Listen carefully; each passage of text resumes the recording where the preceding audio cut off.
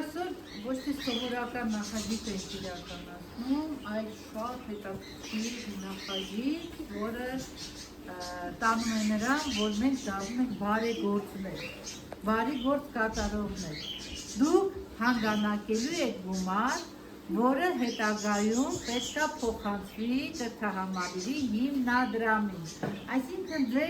դուք քանի բարեգործություն եք կատարում, եկեք հաշվենք, բույս եք տնկում, 1, բույսը խնամելու եք, 2, մայրիկին նվերելու եք, 3, հա?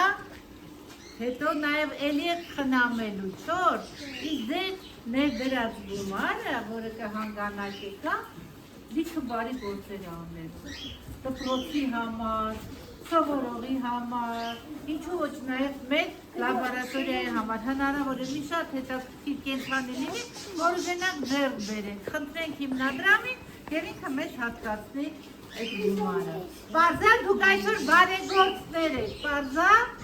բարի գործ եք կատարում։